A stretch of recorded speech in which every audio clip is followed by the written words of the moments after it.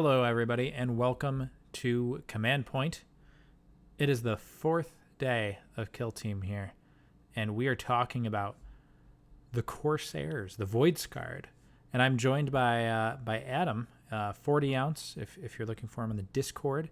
Adam, how's it going? Going pretty good. How about you? Not too bad, not too bad. I'm excited to talk about some Eldar pirate fellows. I am too. So you've been playing these guys for a little bit, yeah? Yeah, pretty much since they came out. Uh huh. So I guess for somebody that's getting into Kill Team and is like looking at factions and they're not entirely sure what they want to play, but the Corsairs have stuck out to them. How would you describe the play style of how these guys actually like perform on the table? So Corsairs, in a word, are fast. Mm-hmm. Corsairs are arguably the fastest team in the game and can therefore do a lot of things that other teams simply cannot. When played well, they're elusive, but can also be really hard hitting, both in melee and at long range. So that opponents really need to be afraid of every single model. And even though they're hard hitting, even though they're not that durable. Mm-hmm. Their abilities lend themselves to big, bold moves that will likely surprise even really experienced opponents who are familiar with the team. So, in other words, these elves are lightning quick glass cannons with lots of tricks up their sleeve. Nice. I mean, that is a very good description. So, with that in mind, what about that play style specifically appealed to you as somebody that got into Corsairs? Like, what do you like about that?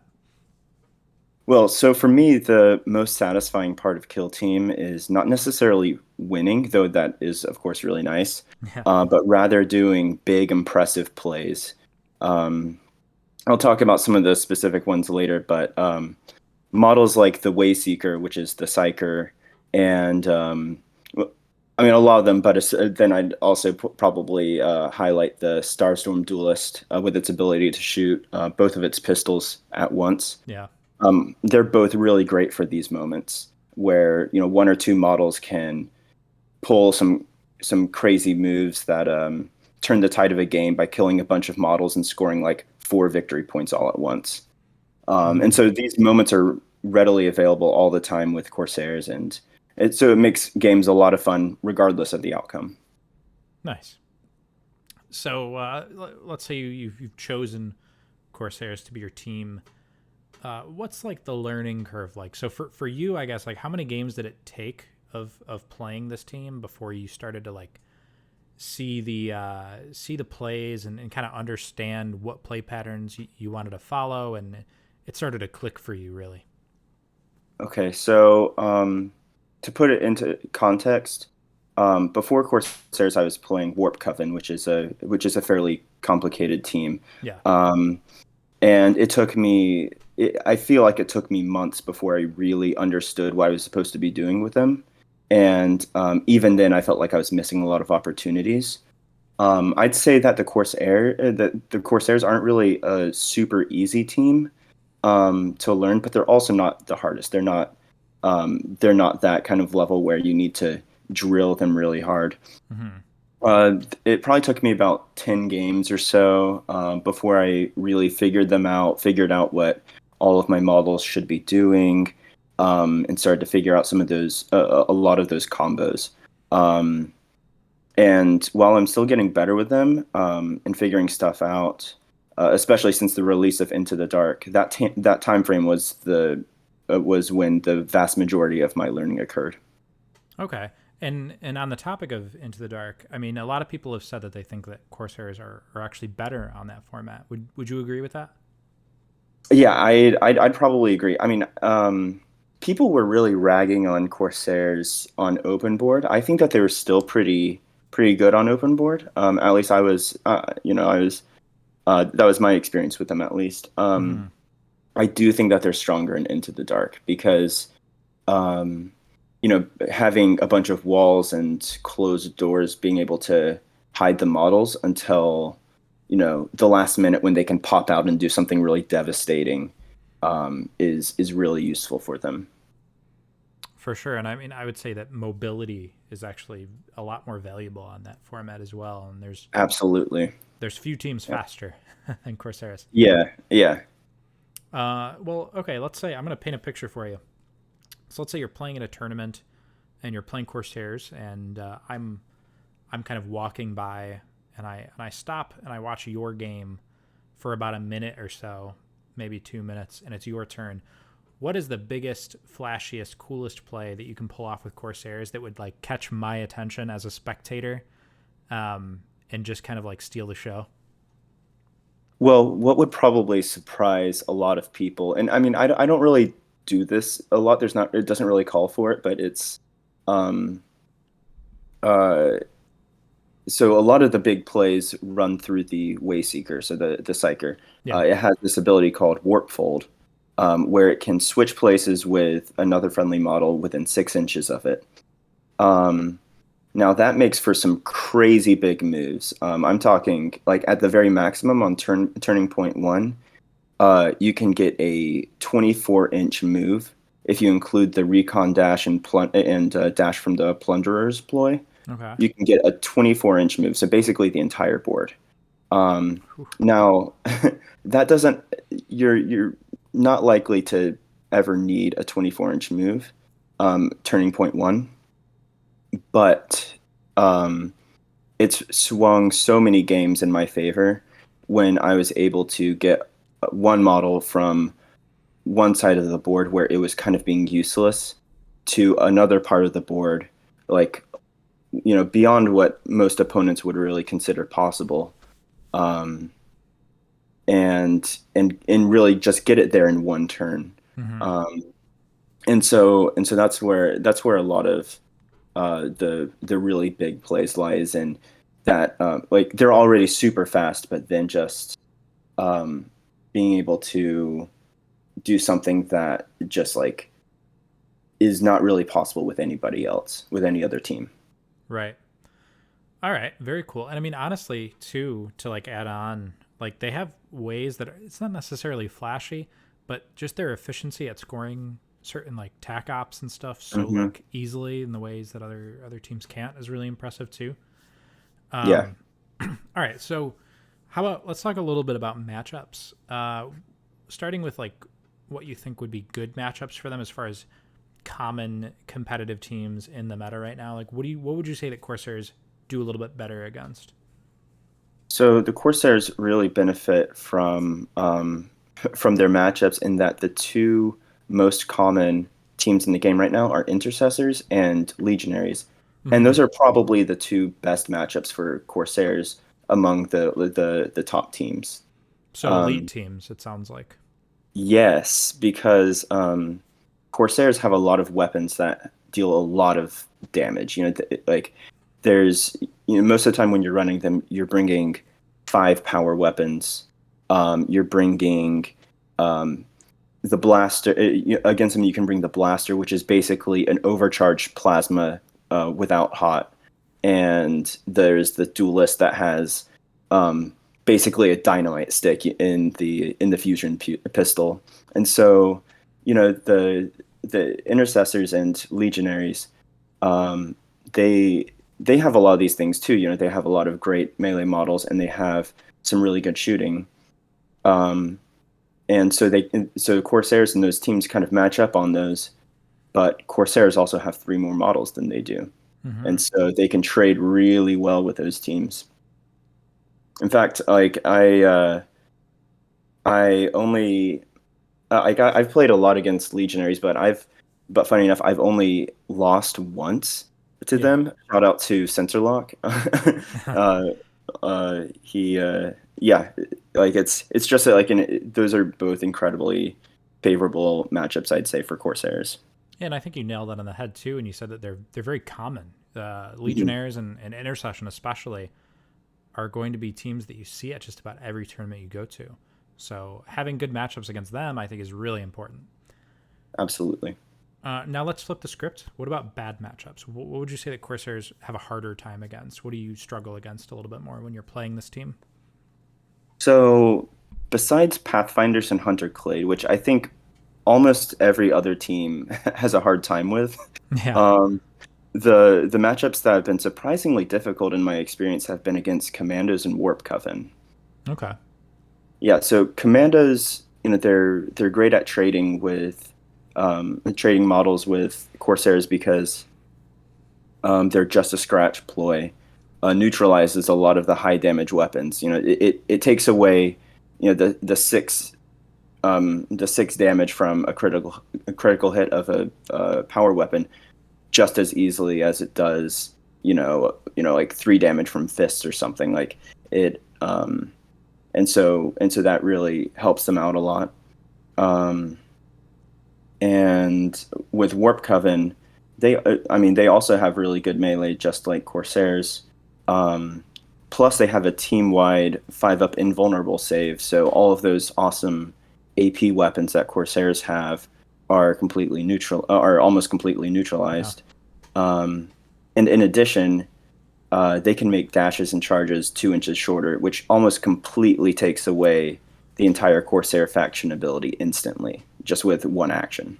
Yeah, the ability to make a fast team no longer that fast is definitely, it can hurt for Corsairs. Yeah, absolutely. And then, funny enough, so I haven't had the opportunity to play this matchup yet, but the Void Dancers also seem to give a lot of Corsairs players a lot of trouble because sort of the same reasons why Corsairs are great against legionaries and intercessors, where they have some of the same strengths in that they're really fast and they have really good melee, but because of fly and because their melee is just better and with all their ploys, Hmm. those strengths are better than those of the Corsairs, and then because of their ploys like Domino Field, they completely neutralize the long range ability of Corsairs, which is what they lack. So Yeah. it's really difficult to figure out that matchup for a lot of people. And they might be the only team in the game that's faster than you, Yeah, if really. that's possible. Yeah. So one thing that new players struggle with a lot especially when they're picking up a new faction, is figuring out what to do on turn one, because games can be lost on turn one. You can set yourself up poorly on turn one for later turns, and I think a lot of the time when you start to really get a grasp on a faction, it's realizing, what do I want to do at the start of the game to set myself up for success later on. So let's say on open board, because that's a little bit easier to narrow down, or harder to narrow down, rather. What is your kind of general approach with Corsairs? Like, what are you trying to get done? Right. So turn one for me is usually about setting up threats and being aware of threat ranges. Mm-hmm. So in open board, I usually set up my gunner and my fate dealer. Um, so basically, my long range threats to cover some of the firing lanes and prevent the opponent from doing whatever they want, while I move the rest of my models all over the board. Mm-hmm. I'll usually play uh, Eldari agility to give them some additional movement, and sometimes I also do a plunderer's dash, so that I can advance them a little bit further forward. Yeah. And while most of my models, besides those two, well, most of my models except for pretty much the gunner, will be concealed, and I really don't plan on attacking with them turning point one. I almost always choose infiltrate as a scouting option, so that my opponent has to consider the possibility of me doing one of these huge moves and just like putting the duelist way far ahead and killing a couple of their models. Right. And so those things kind of keep the opponent in their tracks and being wary of me. Meanwhile, I'm setting up way up the board and preparing for a huge turning point two, where I can score a bunch of points and kill a bunch of their models. Nice.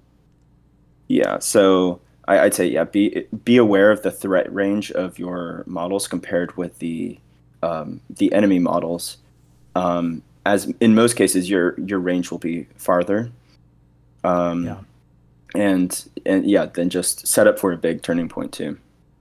Okay. Nice. All right. So, what's something that you realized, like along the way somewhere when you were playing Corsairs, that just like a light bulb turned on, and you wished, like, man, I wish I thought about this way earlier. It would have made my my play a lot better.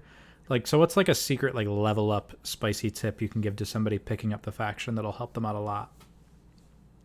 So the big secret, and I don't really care whether other people who don't play Corsairs hear this, because it actually doesn't change a thing in reality. Okay. But the big secret about Corsairs is that their weapons aren't really as strong as they look on paper, Mm-hmm. because they lack a lot of that reliability that other teams have. Yes. They have the three at ballistic skill and weapon skill, and that's really good. A lot of teams don't have that, but they really only have one mediocre ploy to adjust dice results in Outcasts, and a lot of times that just doesn't get played. Mm-hmm. Um, and meanwhile, a lot of the other bespoke teams have several abilities and ploys to adjust attack and defense dice. Um, Even if your opponent knows this, the possibility that you roll well will often deter them from going through with their game plan Mm-hmm. if you set up those threat ranges really well. And that's really why I was talking about it about threat ranges, because often the threat of a Corsair model charging or moving out and shooting their like insanely powerful weapon is enough to alter the way that an opponent plays, and thus the threat itself is often more useful than the actual attack. Okay. There have been so many games where I've like set up my threats in such a way that my opponent is like, I can't hit anything, and they feel like they can't move out and do anything because they get like instantly deleted by one of my models, Yeah. and so they're just kind of frozen, and I just go around and do whatever I want. And so that's really like the optimal outcome when you're playing with Corsairs. Nice. All right. Well, I have one more question for you. And this is possibly the most important question. Do you have a favorite Christmas song? And if so, what is it? Oh, geez. Favorite Christmas song. This is a tough one. I know. I don't know. I definitely have a least favorite in All I Want for Christmas Is You. Okay. All right. It gets played enough that I can't stand it anymore. Yeah, that's a pretty popular one. Yeah, that Michael Jackson one. The like I saw Mommy Oh, Kissing yes. Santa Claus or whatever. All right. That one was solid, because I like when I was younger, I used to think, even after I stopped believing in Santa, I thought it was a song about like cheating, and I was like, oh, that his mom is like cheating on dad with Santa, and then I was like, oh, wait a second. Santa is that. Anyway, I Yeah. love that one. So, Yeah. yeah. All right. Very good. Very good. So, thank you, Adam, for coming on. Yeah, thank you. Shout out to everybody listening. I hope you guys enjoyed this chat. If you are not subscribed and you stumbled upon this, consider giving us a subscribe. There's a lot more days of Kill Team yet to come. And special shout out to everybody over at patreon.com/commandpoint and our YouTube members. You guys are the best. This is Shane and Adam talking about Corsairs, signing out.